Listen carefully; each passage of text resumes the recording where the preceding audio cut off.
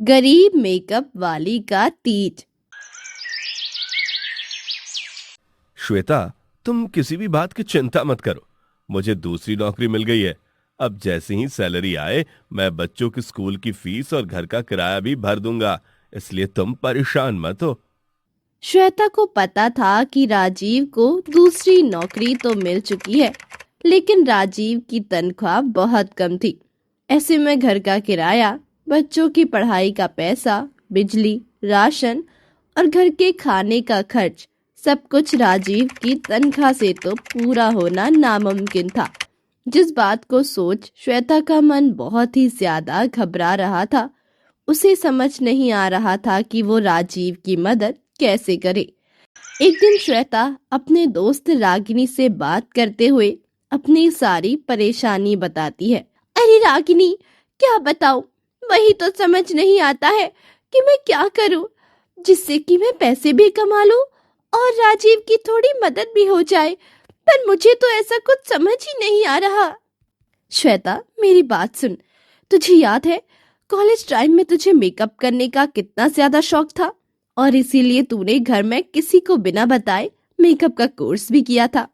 जब तू कॉलेज के एनुअल फंक्शन में सभी का मेकअप करती थी तो उन लोगों को तेरा मेकअप कितना पसंद आता था।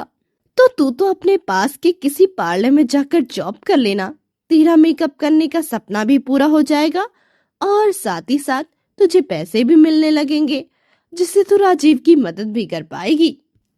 हाँ रागिनी, ये आइडिया बहुत अच्छा है। मुझे तो सूझा ही नहीं था कि मैं क्या करूं। चल ठीक है, फिर ढूंढती हूँ, कहीं किसी पार्लर में मिल जाए काम, तुझे बताती हूँ। श्वेता ने उसी दिन से पार्लर में नौकरी ढूंढना शुरू कर दिया। एक दिन श्वेता बाजार से गुजर रही थी। उसने देखा एक नया ब्यूटी पार्लर खुला है। बाहर लिखा था एक अच्छे मेकअप आर्टिस्ट की जरूरत है। श्वेता पार्लर के अंदर गई। उसने देखा कि पार्लर अंदर से बहुत शानदार है। मेकअप की महंगी महंगी किटें वहां पर उस पार्लर में रखी है। जी कहिए। जी नमस्ते, मेरा नाम श्वेता है। मैंने बाहर एक बोर्ड देखा कि आपको मेकअप आर्टिस्ट की जरूरत है।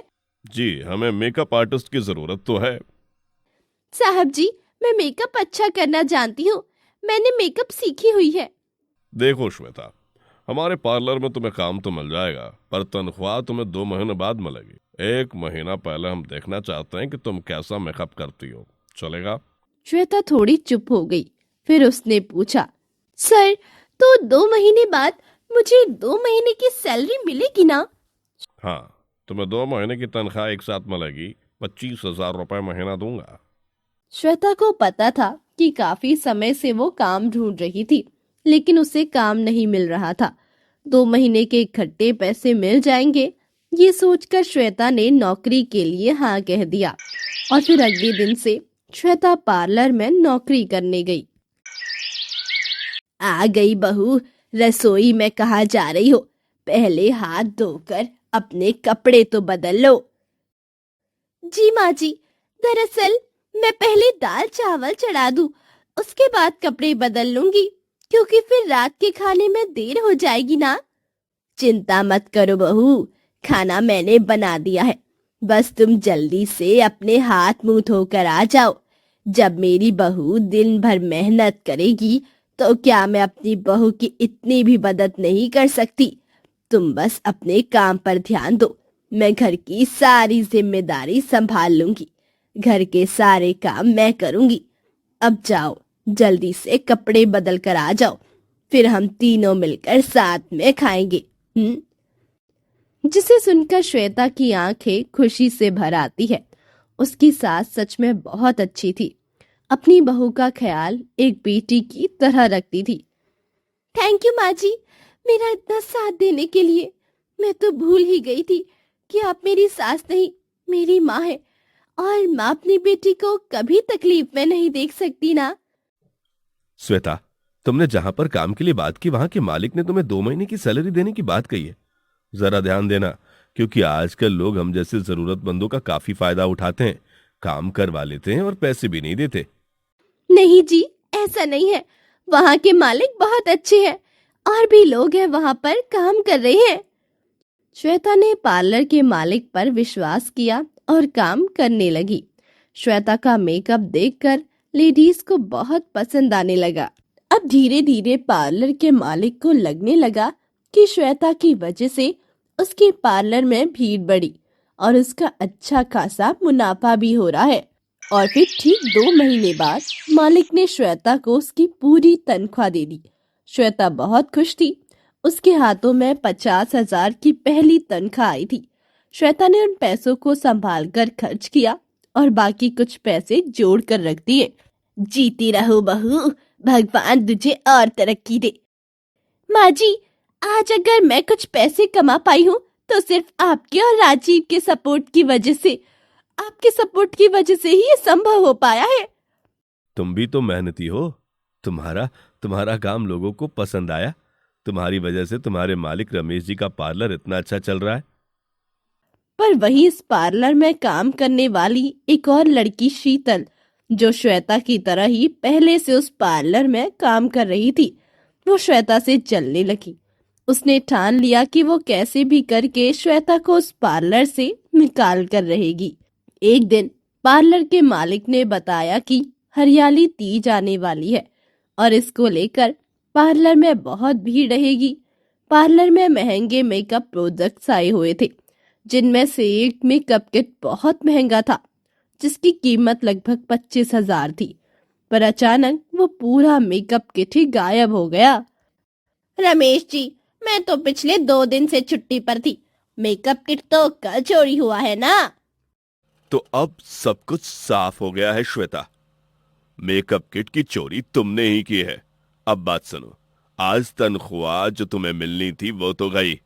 अब इससे पहले कि मैं पुलिस को बुलाऊं, दफा हो जाओ मेरे पार्लर से। चोरनी कहीं की। पता नहीं कुछ दिन और रुकती तो मेरा पूरा पार्लर ही खाली कर डालती। हट। नहीं साहब जी, मैंने कोई चोरी नहीं की है और मैं अपनी सफाई में कुछ नहीं कहूंगी। मेरे भगवान जानते हैं कि मैं बिल्कुल निर्दोष हूँ और वो मुझे इस परीक्षा से मुक्त जरूर करेंगे। और एक दिन आप जरूर पछताओगे कि आपने कितनी बड़ी गलती कर दी है। श्वेता की आंखों में आंसू थे और रमेश ने उसकी पूरी तनख्वाह मार ली थी। पर असली चोर तो वो लड़की शीतल थी, जिसने 25,000 का मेकअप किट लिया था और श्वेता को नौकरी से भी निकलवा दिया। कुछ ग्राहक जो श्वेता को जानते थे, उसका घर पहुंचते हुए उसके घर आ गए। श्वेता, हमें पता चला कि तुमने नौकरी छोड़ दी। तुम्हें तो पता है ना, हरियाली तीज आने वाली है और ये मेरा पहला हरियाली तीज का त्योहार है। मुझे सिर्फ तुम्हारे हाथों से ही मेकअप करवाना है, मेहंदी लगवानी है। मेकअप प्रोडक्ट्स तो नहीं है मेरे पास, पर मैं खरीद लूंगी। आप मुझे बस एक दिन का समय दे दीजिए। हरियाली तीज को अभी 1 हफ्ता बाकी है, तब तक मैं सारी तैयारी कर लूंगी। थैंक यू श्वेता, तुमने मेरी इतनी बड़ी परेशानी हल कर दी। ये लो एडवांस के पैसे। श्वेता, मुझे भी मेकअप तुम ही करोगी। मेरी भाभी की पहली हरियाली तीज है और वो घर में बड़ा फंक्शन कर रहे हैं, जहाँ पर हरियाली तीज का कंपटीशन भी ऑर्गेनाइज किया गया है। वहाँ पर एक से बढ़कर एक औरतें आएंगी अपनी साड़ी और मेकअप दिखाने, और जिसका मेकअप सबसे अच्छा रहेगा उसे इनाम भी मिलेगा। तो तुम मेरा मेकअप कर दोगी ना? क्योंकि मुझे पता है अगर मेरा मेकअप तुमने कर दिया तो मैं इस कंपटीशन में ही जीत जाऊंगी। जी ठीक है, कर दूंगी। आप मुझे एक बार फोन कर लेना और एड्रेस बता देना मुझे कहाँ पर आना है। मैं आकर आपको मेकअप कर दूंगी। काम ने खुद श्वेता को ढूंढ लिया था। कहते हैं ना, जब आदमी में हुनर होता है तो उसका काम बोलता है, और यही श्वेता के साथ हुआ। उसका काम इतना परफेक्ट था कि ग्राहक घर तक आ गए। श्वेता ने उसी शाम बाजार जाकर एक अच्छी सी मेकअप की किट तैयार की। हरियाली तीज का त्योहार था, इसीलिए श्वेता के पास बहुत सारा काम आ गया था। रमेश की बुटीक पर जितनी भी महिलाएं मेकअप, मेहंदी और तैयार होने के लिए जाती थी, सब श्वेता के पास आ गई। हरियाली तीज तक लगातार श्वेता लोगों को मेहंदी लगाती रही और उन्हें तैयार करती रही। उसकी सास सुमित्रा देवी अपनी बहू को दिन रात मेहनत करते देख रही थी। हरियाली तीज का दिन आ गया। श्वेता ने बहुत अच्छी कमाई कर ली थी। पर उसके हाथों में ना तो मेहंदी लगी थी और ना ही उसने अपने लिए हरे रंग की साड़ी खरीदी थी। श्वेता बहू, मैं तुम्हें पिछले कई दिनों से देख रही हूँ। तुम हरियाली तीज के लिए बहुत मेहनत कर रही हो, इसीलिए तुमने अपने ही हाथों में मेहंदी नहीं लगाई और ना ही अपने लिए हरे रंग की साड़ी खरीदी, ना मेकअप का सामान खरीदा। देखो, मैं तुम्हारे लिए एक हरे रंग की साड़ी खरीदी है। अब मेहंदी तुम्हें खुद लगानी होगी। और हाँ, जितने अच्छे से तुमने बाकी औरतों को हरियाली तीज के लिए तैयार किया है, अपने आप को भी उसी तरीके से तैयार करना। श्वेता, ये लो, मैं तुम्हारे लिए बाजार से हरी चूड़ियां लेकर आया हूं। माँ, आप दोनों तैयार हो जाना। शाम को हम लोग तीज का मेला देखने चलेंगे। हमारे पास वाले शहर में भी इस बार तीज का मेला लगा हुआ है। ये तो बहुत बढ़िया हुआ। श्वेता बहू, आज का दिन तुम्हारे नाम है भाई। आज खूब खुशियों के साथ हरियाली तीज मनाओ। फिर कल से और भी त्योहार शुरू हो रहे हैं। मेरे ब्यूटिशियन बहू कल फिर से व्यस्त हो जाएगी। माँ जी, आपको लगता है कि मुझे और काम मिलेगा? क्यों नहीं बहू, मेहनती और ईमानदार लोगों के लिए काम की कोई कमी नहीं होती। भगवान भी ईमानदार और मेहनती लोगों के साथ रहते हैं। मेरे बेटा और बहू खूब तरक्की करे, एक माँ की ईश्वर से बस यही प्रार्थना है।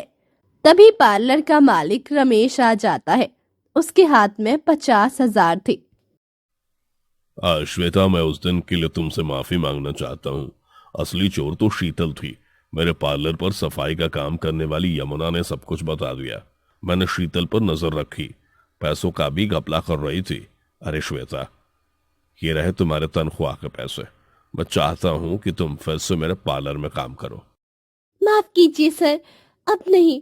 अब मैं खुद का पार्लर खोल रही हूँ, इसलिए मुझे आपकी नौकरी की कोई जरूरत नहीं। Thank you. श्वेता ने हाथ जोड़ लिए और रमेश लौट गया। श्वेता की ईमानदारी जीत गई। उसे उसके मेहनत के पैसे वापस मिल गए। शाम को तैयार होकर श्वेता अपनी सास और पति के साथ मंदिर जाती है। वहां भगवान को प्रसाद चढ़ाकर फिर वो सब हरियाली तीज का मेला घूमने जाते हैं। और इसके अगले दिन बाद श्वेता खुद का पार्लर खोल लेती है और उसका पार्लर बहुत अच्छा चलने लग जाता है।